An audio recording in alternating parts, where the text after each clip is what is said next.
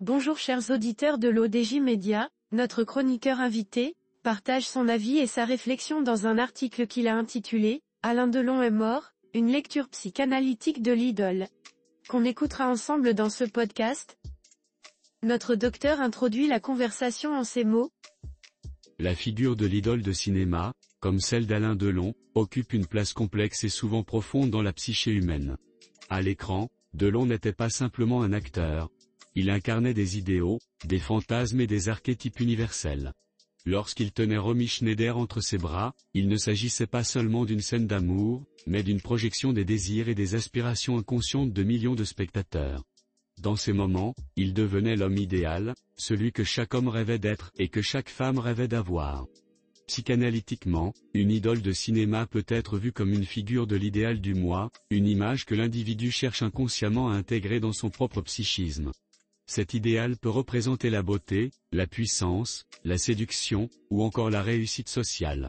Alain Delon, avec sa beauté frappante et son charisme, est devenu pour beaucoup cet idéal lointain, presque inaccessible. Les rôles qu'il incarnait, du samouraï au guépard, renforçaient cette image d'une masculinité parfaite, à la fois forte et élégante, mystérieuse et magnétique.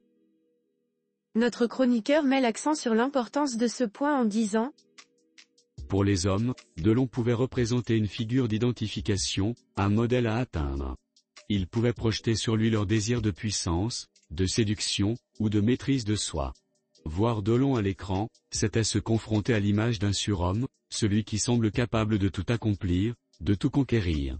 Cela peut provoquer une ambivalence, à la fois un désir d'imitation, mais aussi une frustration face à l'écart inévitable entre l'idéal et la réalité. Pour les femmes, Delon incarnait souvent l'image de l'amant parfait, une figure érotique qui éveillait des fantasmes inconscients. Son image à l'écran permettait de projeter des désirs, des rêves de fusion amoureuse, dans un cadre sécurisant où la distance de l'écran protège de la confrontation directe avec ses désirs. Cependant, cet attachement à une idole de cinéma révèle un besoin plus profond, celui de se connecter à des aspects de soi-même que l'on ne s'autorise pas à exprimer pleinement dans la vie réelle. L'idole devient alors un réceptacle pour ces aspects refoulés ou inaccessibles, une sorte de double fantasmé qui vit ce que le spectateur ne peut ou n'ose pas vivre. Intégrer dans cette réflexion un autre acteur emblématique, tel que Omar Sharif, d'origine arabe, permet d'élargir la perspective sur ce que peut représenter une idole de cinéma. Sharif, avec sa présence magnétique et son élégance naturelle, apportait à l'écran des valeurs souvent différentes mais tout aussi puissantes que celles incarnées par Delon. Dans Laurence d'Arabie ou le docteur Jivago, Sharif incarnait non seulement la beauté et la puissance, mais aussi une dimension spirituelle et une profondeur émotionnelle, qui résonnait particulièrement avec les publics du monde arabe et au-delà. Pour beaucoup, Omar Sharif représentait un idéal de sagesse, de mystère, et d'élégance, ancré dans une culture riche et complexe. Là où Delon incarnait une masculinité européenne sophistiquée et parfois froide, Sharif apportait une chaleur et une humanité qui faisaient de lui une figure d'attachement tout aussi fascinante mais différente. Dans le psychisme masculin, Sharif pouvait représenter un idéal plus nuancé, mêlant force intérieure, noblesse et sensibilité, une masculinité équilibrée entre l'action et la contemplation. L'auteur conclut son article en ces mots. Pour les femmes, Sharif, avec ses traits exotiques et sa voix chaude, représentait une figure d'attirance liée non seulement à la beauté physique, mais aussi à une promesse de protection et de profondeur émotionnelle. Il incarnait un idéal d'amour passionné, mais aussi respectueux, enraciné dans des valeurs culturelles et spirituelles.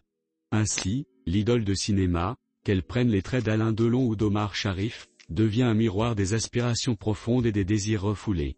Elle permet aux individus de se connecter à des dimensions de leur psyché qu'ils ne peuvent atteindre dans leur quotidien, qu'il s'agisse de la quête de beauté, de puissance, d'amour ou de spiritualité. Ces figures iconiques transcendent les cultures, offrant à chacun un espace pour rêver, pour se projeter, et peut-être, pour mieux se comprendre. Gun for San Sebastian, seul film réunissant Alain Delon et Omar Sharif. Alain Delon et Omar Sharif ont joué ensemble dans un film. Ils ont partagé l'affiche dans le film La bataille de San Sebastian, titre original, Guns for San Sebastian, réalisé par Henri Verneuil en 1968. Dans ce western se déroulant au Mexique au XVIIIe siècle, Alain Delon joue le rôle de Léon Alastre, un bandit en fuite qui se réfugie dans un village mexicain, tandis qu'Omar Sharif incarne le rôle du colonel Santillana, un officier de l'armée espagnole.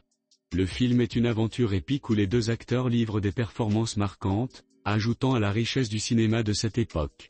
Rédigé par Anouar Cherkaoui avec Dr Hachem Tial. Merci d'avoir écouté ce podcast de l'ODJ Media. N'hésitez surtout pas à nous suivre sur nos réseaux sociaux, Instagram, Facebook, TikTok, LinkedIn et Twitter.